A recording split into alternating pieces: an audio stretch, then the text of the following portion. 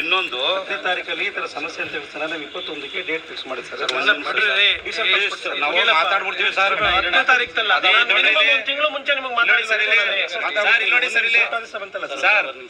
ಸಾಹೇಬ್ರು ಹೇಳ್ದಂಗೆ ಈಗೇನ್ ಖಾತೆ ಆಗಿದೆ 18 ಈಚೆಗೆ ನಾವೆಲ್ಲ ಸಂಪೂರ್ಣ ವರದಿ ಕೊಡಿ. ಕ್ರಮ ವಹಿಸ್ಲಿ. ಅಷ್ಟಾದ್ರೆ ನಿಮ್ಗೆ ಗೊತ್ತಾಗಿದೆ. ನಾಳೆ ಕೊಡ್ತೀವಿ. ನೀವು ಲೆಟರ್ ಎಲ್ಲ ಮಡಿಕ ಕೂತ್ಕೊಂಡ್ರೆ ಅವ್ರು ಹಾಕ್ತಾರೆ. ಅವ್ರು ತಪ್ಪು ಹಾಕೋರು ತಹಸೀಲ್ದಾರ್. ನಾವು 1 ಎಕರೆ 31 ಫುಟ್ ಜಮೀನ್ ಕೊಡ್ಲಿ ನಮ್ಗೆ ಅಷ್ಟೇ ಸರ್. ಆಯ್ತದೆ, ಅವ್ರು ಏನಾರ ಮಾಡ್ಕೊಳ್ಳಿ ಸರ್. ನೀವು ವರದಿ ಕೊಟ್ರೆ ಇಲ್ಲೇನು ಅಕ್ರಮವಾಗಿ ಖಾತೆ ಆಗಿದಾವಲ್ಲ ಅವೆಲ್ಲ ವಜಾ ಆಗ್ತದೆ. ಒಂದು ಅಬ್ಸರ್ವ್ ಮಾಡಬೇಕು ಸರ್. ಬಂದಿದ್ದೀರಿ 18, 17, 18ರಲ್ಲಿ SC/ST ಆಯೋಗನೇ ಯಥಾಸ್ಥಿತಿ ಕೊಟ್ಟಿದೆ. ಯಥಾಸ್ಥಿತಿ ಕೊಟ್ಟಿರೋದ ಇವರು ಅದ ಉಲ್ಲಂಘನೆ ಮಾಡಿ ಕೊಡ್ಬೋದು. ಬಟ್ ಆದರೆ ಈಗ ತಂದಿದ್ದೀವಿ ಅಂದ್ಬಿಟ್ಟು ನಾವು ತಹಸೀಲ್ದಾರ್ ಕೂಡ ಆಯೋಗ ಹೇಳಿದ್ಮೇಲೆ ಇದು ನಿಮಗೆ ಸಂಬಂಧಪಟ್ಟಿದ್ದು ಅಂತ ಹೇಳಿದ್ರೆ ಯಾವ ಆಧಾರದ ಮೇಲೆ ಹೇಳ್ತಾರೆ? ಅಲ್ಲ ಖಾತೆ ಇಲ್ಲ ಆಗಿರೋದ್ರಿಂದ ಇವ್ರಿಂದ ರಿಪೋರ್ಟ್ ತಗೋಬೇಕು ಅಂತ ಕೇಳಿರ್ಬೋದು. ಅವ್ರು ಖಾತೆ ಮುಂಚೆ ಅರ್ಬನ್ ಬಾಡಿಗೆ ಬಂದ್ಬಿಡ್ತಲ್ವಾ? ಖಾತೆ ಅರ್ಬನ್ ಬಾಡಿಗೆ ಬಂತು, ಅವ್ರು ಸಂಬಂಧ ಇಲ್ಲ ಅಂತ ಹೇಳಕ್ಕಾಗಲ್ಲ. ಅವರು ಮಾನಿಟರ್ ಮಾಡಿ ವರದಿ ಕೊಡ್ಬೇಕು. ಲೆಟರ್ ಹಾಕಿದ್ರೆ ಕ್ರಮ ತೆಗೆದುಕೊಳ್ಳೋ ಅಧಿಕಾರಿ ಅವರೇ. ಲೆಟರ್ ತಹಸೀಲ್ದಾರ್ ಹಾಕಿದ್ರೆ ಲೆಟರ್ ಕೊಡಿ ಸರ್. ಏನಂತ ಹಾಕಿದ್ದಾರೆ? ನಿಮ್ಮಂತಲ್ಲೇ ಮಾಡಿ ನಮ್ಮ ಇದಕ್ಕೆ ಬರಲ್ಲ ಅಂತ. ಏನ್ ಮಾಡ್ತೀರಾ ನೀವು? ನಾವು ಇದು ಸರ್ವೆ ನಂಬರ್ ಇರೋದ್ರಿಂದ ಸರ್ವೆ ನಂಬರ್ದು ತಾಲೂಕು ನಿಮ್ಮ ಲಿಮಿಟ್ ಇತ್ತೀಚೆಗೆ ಸರ್ವೆ ನಂಬರ್ ಇಲ್ರಿ? ಇಲ್ಲ ಸರ್, ಇದೆ ಸರ್. ಸರ್ವೆ ನಂಬರ್ಗಳಲ್ಲಿ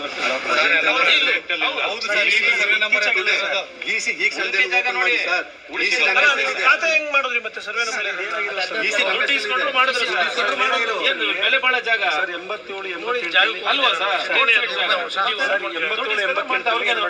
ಇವ್ರದೊಂದೇ ಪುರಸಭೆ ಇಲ್ಲ ಸರ್. ಮಧ್ಯಂತರ ಮಂಡಲ ಪಂಚಾಯತಿ ಅಂತ ಇದ್ದಾಗ ಪ್ರೇಮಡಿಸಲಿಲ್ಲ ಜಾಗವನ್ನು ಅವ್ರು ಹ್ಯಾಂಡ್ ಓವರ್ ಮಾಡ್ಕೊಂಡಾಗಿ ಅವರು ಅಲ್ಲೇ ಸೀಲ್ ಮಾಡ್ತಾರೆ. ಸಚಿವ ರಿಪೋರ್ಟ್ 3 ವರ್ಷ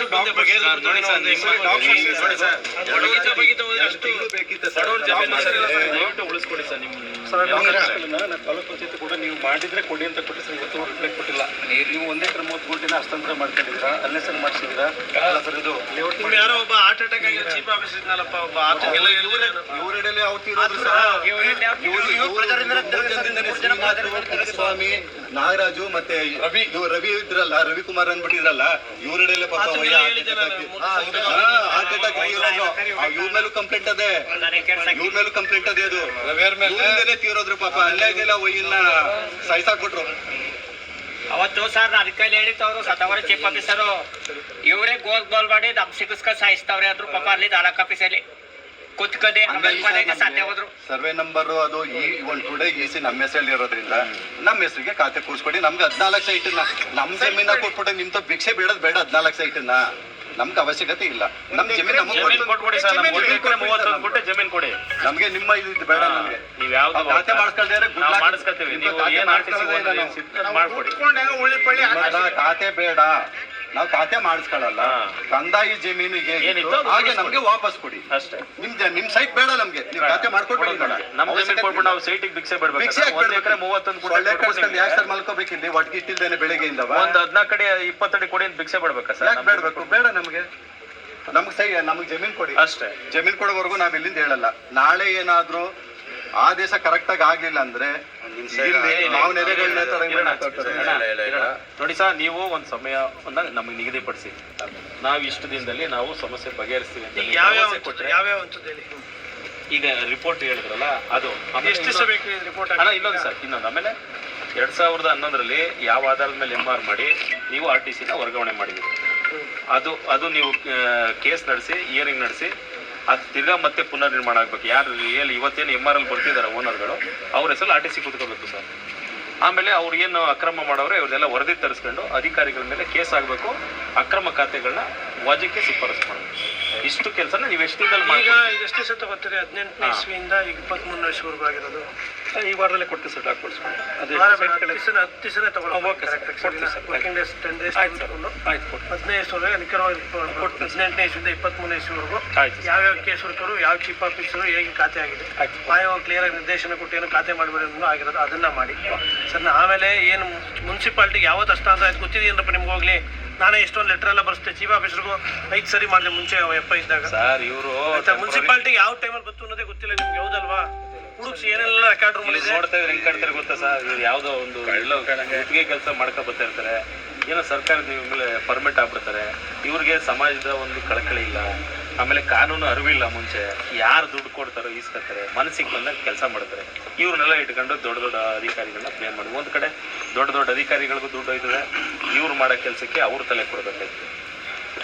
ಎಲ್ಲರೂ ಡೀಲಿಂಗ್ ಇವರೆಲ್ಲ ಅಷ್ಟೇ ಸರ್. ಆಮೇಲೆ 65ನೇ ಇಸ್ವಿ ಈಚೆಗೆ ಬಹುತೇಕ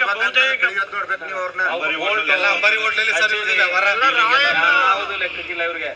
ಈ ಕಾನೂನು ಗೊತ್ತಿಲ್ಲ. ಇದು ಸುಮ್ನೆ ಇದ್ಬಿಡಿ ನೀವೆಲ್ಲ, ನಾವು ಸುಮ್ನೆ ಇದ್ಬಿಟ್ರೆ ಇವಾಗ್ಲೂ ಖಾತೆ ಕಂದಾಯ ಮಾಡ್ಕೊಂಡು ಬಿಡ್ತಾರೆ. ಕದೇನು ಕೆಡಿಸ್ಕೊಂಡು ರೆಡಿ ಸರ್, ಎಲ್ಲ ರೆಡಿ ಅವ್ರೆ. ಯಾವ್ದು ಕಟ್ಟಿಸ್ಕೊತಾರೆ ಯಾವ್ದು ಕಟ್ಟಿಸ್ಪಡ್ರಿ ಸರ್, ಇವರು ನಮ್ಮಿದ್ರನ್ನೇ ಕಟ್ಟಿಸ್ಕೊಂಡಿದ್ದಾರೆ, ನಮ್ಮಿದ್ರನ್ನೇ ಕಟ್ಟಿಸ್ಕೊಂಡ್ರು, ನಮ್ಮಿದ್ರನ್ನೇ ಕಟ್ಟಿಸ್ಕೊಂಡ್ರು, ಪ್ರೂಫ್ ಇದೆ. ಇಷ್ಟೆಲ್ಲ ಗೊತ್ತಿದೆ, ಇವ್ರು ಸಸ್ಪೆಂಡ್ಗೆ ಇದು ಮಾಡಿ ಸರ್. ವರದಿ ಕೊಡಿ, ಇವ್ರನ್ನೆಲ್ಲ ಸಸ್ಪೆಂಡ್ ಮಾಡಿ. ಏನ್ ತೀರ್ಪು ಆಮೇಲೆ ಗೊತ್ತಾಯ್ತು. ಸಸ್ಪೆಂಡ್ ಮಾಡಿ ಸರ್. ಅಲ್ಲಿವರೆಗೂ ಸಹ ಇವ್ರನ್ನ ಸಸ್ಪೆಂಡ್ ಮಾಡಿ. ನ್ಯಾಯ ಕೇಳಕ್ ಬಂದ್ರೆ ಪೊಲೀಸ್ ಕಂಪ್ಲೇಂಟ್ ಕೊಡ್ತಾರೆ, ಎಲ್ಲ ಮಾತಾಡ್ತಾರೆ.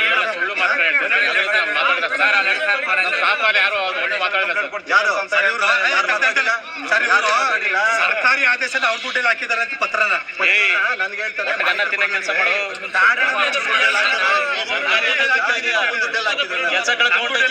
₹600 ಖರ್ಚು ಮಾಡಿದೀನಿ ಅಂತ ಹೇಳ್ತಾರೆ. ಸರ್, ಈಗ ಎಲ್ಲರೂ ಪಿನ್ ಟು ಪಾಯಿಂಟ್ ಎಲ್ಲ ಬದಲಾಯಿಸಿ ಸಸ್ಪೆಂಡ್ ಆಯ್ತಾರೆ ಸರ್. ನಿಮ್ಮ ಹಂತದಲ್ಲೇ ಇವ್ರನ್ನ ತಾತ್ಕಾಲಿಕವಾಗಿ ಮಾಡ್ಲೇಬೇಕು ಸರ್. ತಾತ್ಕಾಲಿಕವಾಗಿ ಮಾಡಿ. ಇದು ಎಂಕ್ವೈರಿ ಕ್ಲಿಯರ್ ಆಗ ಗಂಟ್ಲುವೆ ಸಸ್ಪೆಂಡ್ ಕೊಡಿ ಚಾರ್ಜ್. ಹೊರಗಡೆ ತೆಗೀರಿ. ಯಾವ್ದೋ ಬೇರೆ ಕೆಲಸ ಕೊಡಿ, ಎಲ್ಲ ಹೊರಗಡೆ ತಿರ್ಗಾಡದ. ರವಿಕುಮಾರ್ ಅಲ್ಲಾದ್ರೂ ಬೇರೆ ರವಿಕುಮಾರ್ ಸರ್, ಇಲ್ಲಿ ದಾಖಲಾತಿಗಳ ನಾಶ ಮಾಡೋಂತ ಚಾನ್ಸಸ್ ಅದ. ಇವ್ರನ್ನ ಹೊರಗಡೆ ಬಿಡಿ, ಬೇರೆಯವ್ರನಾಗೆ ಇನ್ಚಾರ್ಜ್ ಕೊಡಿ. ಈ ಕೆಲಸ 10 ದಿನದೊಳಗೆ ಕ್ಲಿಯರ್ ಮಾಡ್ತೀನಿ ಅಂತ ಹೇಳವ್ರೆ ಚೀಫ್ ಆಫೀಸರ್. ಮಾಡ್ಬಿಟ್ಟು ಹೊರಗಡೆ ಕೊಡಿ. ತಿರ್ಗಾ ಮೇಲೆ ನೀನೇ ಉತ್ತರದ ಹೇಳಿದ್ದೀನಿ ಅಂತ ತಾವು ಸರ್ ಆಮೇಲೆ ಒಂದು SC/ST ಕೋರ್ಟ್ಗೆ ಕ್ಷಮೆ ಕೇಳಬೇಕು. ನೀವು ಹೆಂಗೆ ಹೊರಗಡೆ SC/ST ಕೋರ್ಟ್ ಕ್ಷಮೆ ಕೇಳಬೇಕು. ಏನು ಸರ್ ಹೇಳ್ತಾರೆ, SC/ST ಕೋರ್ಟ್ ಹೇಳಿದ ತಕ್ಷಣ ಮಾಡಕ್ಕಾಗಲ್ಲ ಅಂತ ದುರಹಂಕಾರದ ಮಾತು ಮಾತಾಡ್ಬಾರ್ದು.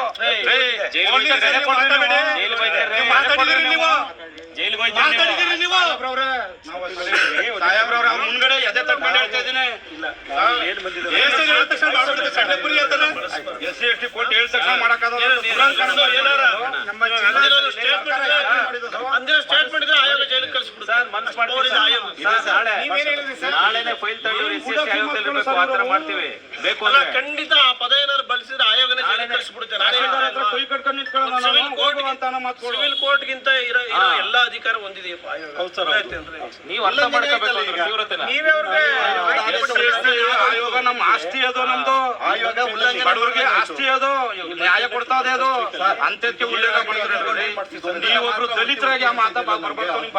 ಏನಾಗಿದೆ 18ರಿಂದ ಇಲ್ಲಿವರೆಗೂ ಏನಾಗಿದೆ, ಎಲ್ಲ ಆಸ್ತಿಗಳದ್ದು ಸಂಪೂರ್ಣ ಸರ್ವನಾಶ ಮಾಡ್ಬಿಟ್ಟು ಜೀರೋ ಮಾಡ್ಬೇಕು. ಅದನ್ನ 18ರಿಂದ ಈಚೆಗೆ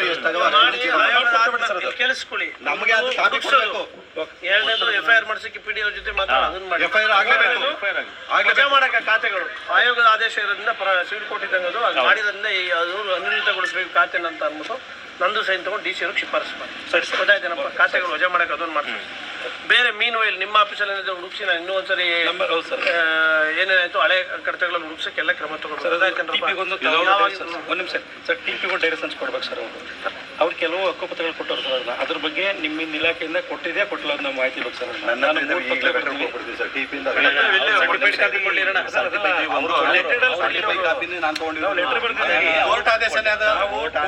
ಅಣ್ಣ ನೋಡೋಣ, ನೀವು TP ಕೇಳ್ತೀರ ಯಾರು ಕೇಳ್ತೀರೋ ಅದು ಮಾಡ್ಕೊಳ್ತಿಲ್ಲ. ನಮಗೆ ಮೊದಲು ಖಾತೆ ವಜಾಗ ಶಿಫಾರಸ್ ಮಾಡಿ.